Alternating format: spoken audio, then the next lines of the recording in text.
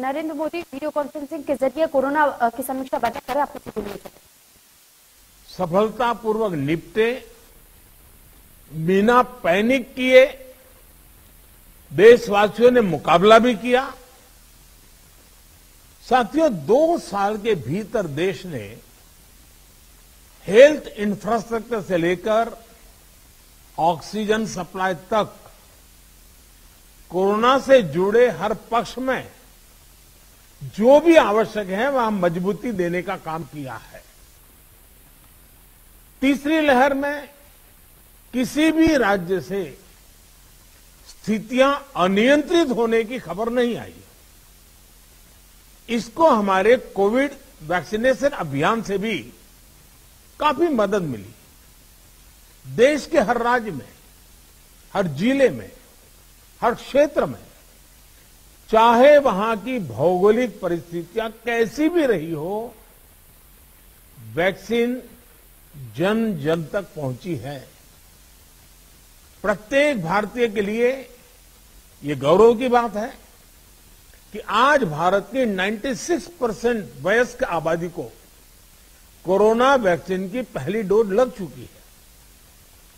15 साल के ऊपर उम्र के करीब 85% नागरिकों को दूसरी डोज भी लग चुकी है। साथियों, आप भी समझते हैं और दुनिया के ज्यादातर एक्सपर्ट्स का निष्कर्ष यही है कि कोरोना से बचाव के लिए वैक्सीन सबसे बड़ा कवच है। हमारे देश में लंबे समय बाद स्कूल्स खुले हैं, क्लासेस शुरू हुई है। ऐसे में कोरोना केसेस के बढ़ने से कहीं न कहीं पेरेंट्स के लिए चिंता बढ़ रही है। कुछ स्कूल्स में बच्चों के संक्रमित होने के मामले में भी कुछ न कुछ खबरें आ रही हैं। लेकिन संतोष का विषय है कि ज्यादा से ज्यादा बच्चों को भी वैक्सीन का कवच मिल रहा है। मार्च में हमने 12 से 14 साल के बच्चों के लिए वैक्सीनेशन शुरू कर दिया था। अभी कल ही 6 से 12 साल के बच्चों के लिए भी कोवैक्सीन टीका की परमिशन मिल गई है। सभी एलिजिबल बच्चों का जल्द से जल्द टीकाकरण यह हमारी प्राथमिकता है। इसके लिए पहले की तरह स्कूलों में विशेष अभियान भी चलाने की जरूरत होगी। टीचर्स और माता पिता इसे लेकर जागरूक रहें, हमें ये भी सुनिश्चित करना होगा। वैक्सीन सुरक्षा कवच की मजबूती के लिए देश में सभी वयस्कों के लिए प्रिकॉशन डोज भी उपलब्ध हैं। टीचर्स, पेरेंट्स और बाकी एलिजिबल लोग भी प्रिकॉशन डोज ले सकते हैं। इस तरह भी हमें उन्हें जागरूक करते रहना होगा। साथियों, तीसरी लहर के दौरान हमने हर दिन 3 लाख से ज्यादा केसेस देखे हैं।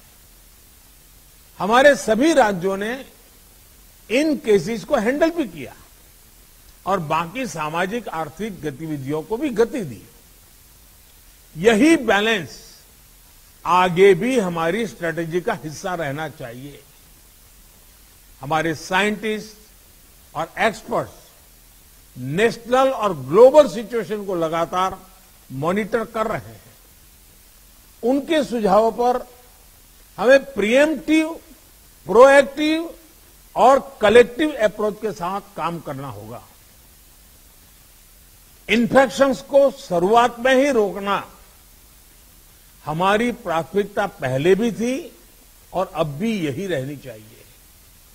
आप सबने भी जिस बात का उल्लेख किया, टेस्ट, ट्रैक और ट्रीट की हमारी स्ट्रेटेजी को भी हमें उतने ही प्रभावी तौर पर लागू करना है। आज कोरोना की जो स्थिति है उसमें ये जरूरी है कि अस्पतालों में भर्ती मरीजों में जो हमारे गंभीर इन्फ्लुएंजा के केसेस हैं उनका 100% आरटी-पीसीआर टेस्ट हो, इसमें जो भी पॉजिटिव आते हैं उनका सैंपल जीनोम सीक्वेंसिंग के लिए जरूर भेजें। इससे हम वेरिएंट की समय समय पर पहचान कर पाएंगे। साथियों, हमें सार्वजनिक स्थानों पर कोविड एप्रोप्रिएट बिहेवियर को प्रमोट करना है। साथ ही पब्लिक में पैनिक न फैले, ये भी सुनिश्चित करना है। साथियों, आज की इस चर्चा में हेल्थ इंफ्रास्ट्रक्चर को अपग्रेड करने के लिए जो काम हो रहे हैं उनकी भी बात हुई। इंफ्रास्ट्रक्चर के अपग्रेड का काम तेजी से चलता रहे, ये सुनिश्चित किया जाना चाहिए। बेड्स, वेंटिलेटर्स और पीएसए ऑक्सीजन प्लांट जैसी सुविधाओं के मामले में हम काफी बेहतर स्थिति में हैं, लेकिन ये सारी सुविधाएं फंक्शनल रहे, हमें ये भी सुनिश्चित करना होगा और उसको मॉनिटर किया जाए, जिम्मेवारी तय की जाए, ताकि कभी जरूरत पड़े तो हमें संकट ना आए। साथ ही अगर कहीं कोई गैप है तो मैं आग्रह करूंगा कि टॉप लेवल पर उसको वेरीफाई किया जाए, उसको भरने का प्रयास हो। मेडिकल कॉलेजेस, जिला अस्पताल, इन सब में हमें अपने मेडिकल इंफ्रास्ट्रक्चर को भी स्केल अप करना है और मैन पावर को भी स्केल अप करना है। मुझे विश्वास है आपसी सहयोग और संवाद से हम लगातार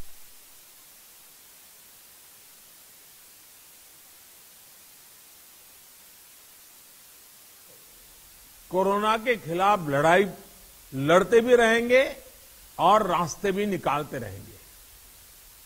साथियों, कोऑपरेटिव फेडरलिज्म की जिस भावना को संविधान में व्यक्त किया गया है, उस पर चलते हुए भारत ने कोरोना के खिलाफ मजबूती से ये लंबी लड़ाई लड़ी है। वैश्विक परिस्थितियों की वजह से, बाहरी कारकों की वजह से देश की आंतरिक परिस्थितियों पर जो प्रभाव होता है, केंद्र और राज्यों ने मिलकर उसका मुकाबला किया भी है और आगे भी करना ही होगा। केंद्र और राज्यों के साझा प्रयासों से ही आज देश में बड़े स्तर पर हेल्थ इंफ्रास्ट्रक्चर में सुधार हो पाया है। लेकिन साथियों, आज इस चर्चा में मैं एक और पक्ष का जिक्र करना चाहता हूं। आज की वैश्विक परिस्थितियों में भारत की अर्थव्यवस्था की मजबूती के लिए आर्थिक निर्णयों में केंद्र और राज्य सरकारों का तालमेल, उनके बीच सामंजस्य पहले से अधिक आवश्यक है। आप सभी इस बात से परिचित है कि जो युद्ध की परिस्थिति पैदा हुई है और जिस प्रकार से सप्लाई चेन प्रभावित हुई है, और ऐसे माहौल में दिनों दिन चुनौतियां बढ़ती जा रही हैं। ये संकट, वैश्विक संकट, अनेक चुनौतियां लेकर के आ रहा है। ऐसे संकट के समय में केंद्र और राज्यों के बीच तालमेल को, कोऑपरेटिव फेडरलिज्म की भावना को और बढ़ाना अनिवार्य हो गया है। अब मैं छोटा सा उदाहरण देता हूं। जैसे पेट्रोल डीजल की कीमतों का एक विषय हम सबके सामने है। देशवासियों पर पेट्रोल डीजल की बढ़ती कीमत का बोझ कम करने के लिए केंद्र सरकार ने एक्साइज ड्यूटी में कमी की थी। पिछले नवंबर महीने में कम की थी। केंद्र सरकार ने राज्यों से भी आग्रह किया था कि वो अपने यहां टैक्स कम करे और ये बेनिफिट नागरिकों को ट्रांसफर करे। इसके बाद कुछ राज्यों ने तो भारत सरकार की इस भावना के अनुरूप यहां टैक्स कम कर दिया, लेकिन कुछ राज्यों द्वारा अपने राज्य के लोगों को इसका कोई लाभ नहीं दिया गया। इस वजह से पेट्रोल डीजल की कीमतें इन राज्यों में अब भी दूसरों के मुकाबले कहीं ज्यादा है। ये एक तरह से इन राज्यों के लोगों के साथ अन्याय तो है ही, साथ ही पड़ोसी राज्यों को भी नुकसान पहुंचाता है। स्वाभाविक है कि जो राज्य टैक्स में कटौती करते हैं उन्हें राजस्व की हानि होती है। जैसे अगर कर्नाटका ने टैक्स में कटौती नहीं की होती तो उसे इन 6 महीनों में 5,000 करोड़ रुपए से ज्यादा का राजस्व मिलता।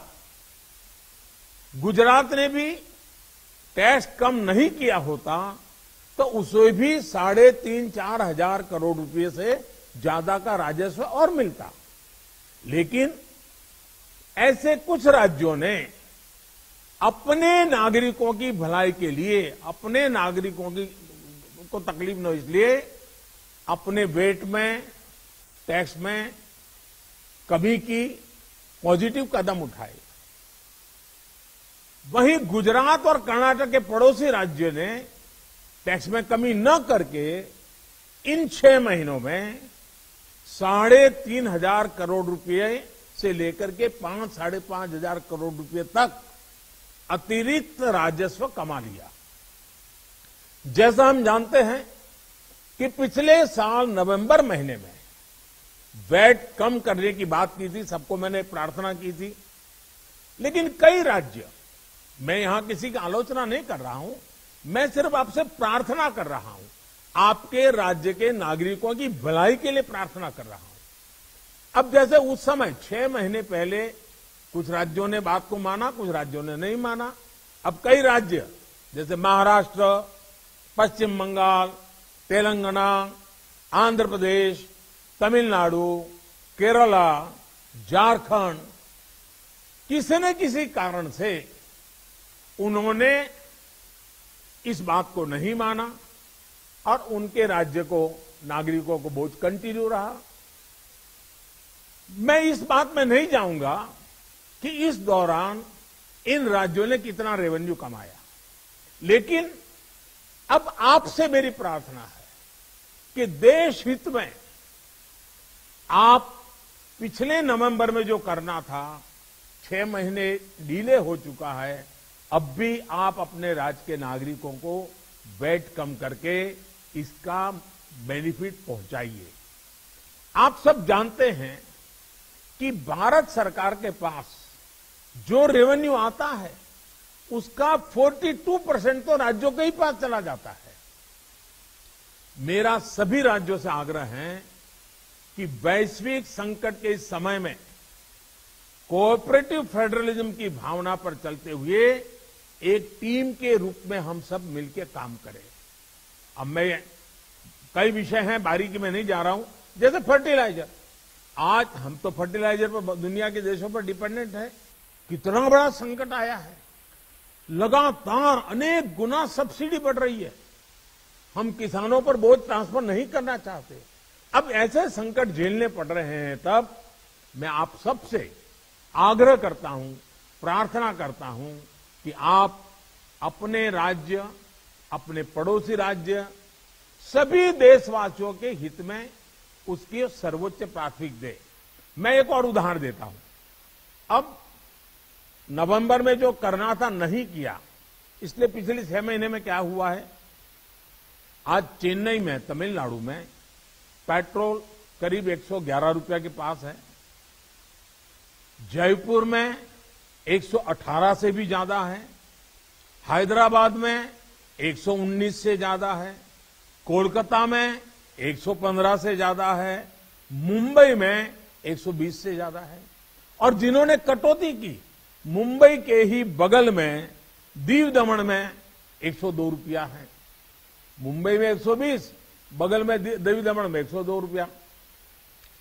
अब कोलकाता में 115, लखनऊ में 105, हैदराबाद में 120 करीब करीब, जम्मू में 106, जयपुर में 118, गुवाहाटी में 105, गुड़गांव में 105 है, देहरादून छोटा राज्य हमारा उत्तराखंड 103 रुपया है।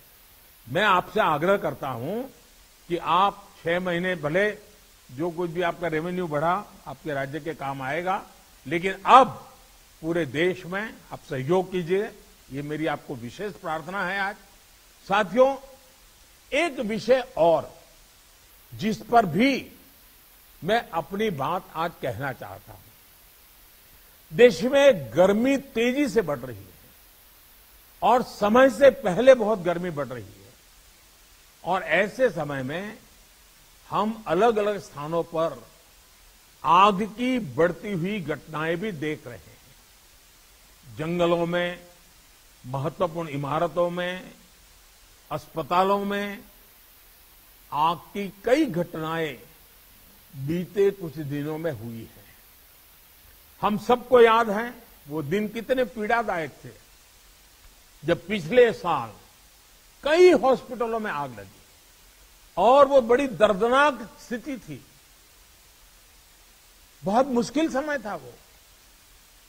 अनेक लोगों को इन हादसों में अपनी जान गंवानी पड़ी थी। इसलिए मेरे सभी राज्यों से आग्रह है कि अभी से हम विशेषकर हॉस्पिटलों का सेफ्टी ऑडिट करवाएं, सुरक्षा के इंतजाम पुख्ता करें और प्राथमिकता के आधार पर करें।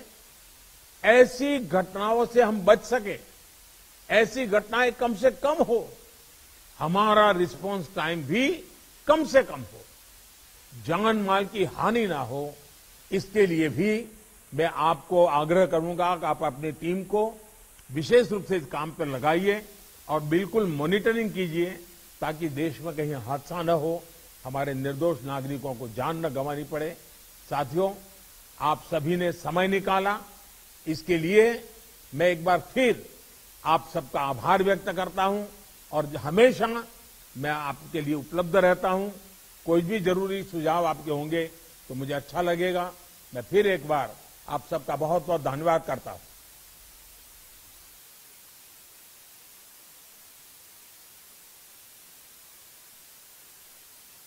बैठक चल रही थी और समीक्षा बैठक में कोरोना को लेकर के चर्चा की गई। पीएम मोदी की तरफ से तमाम राज्यों के मुख्यमंत्री भी जुड़े हुए थे इस बैठक में, और इस बैठक में तमाम तरीके के निर्देश और सुझाव दिए गए हैं प्रधानमंत्री नरेंद्र मोदी की तरफ से, और मुख्यमंत्रियों से भी अपील की गई है कि अपने पड़ोसी राज्यों की भी जरूर सहायता करें जितना संभव हो सके। फिलहाल जिस तरीके से कोरोना के केसेस लगातार बढ़ रहे हैं, ऐसे में चिंता का विषय है।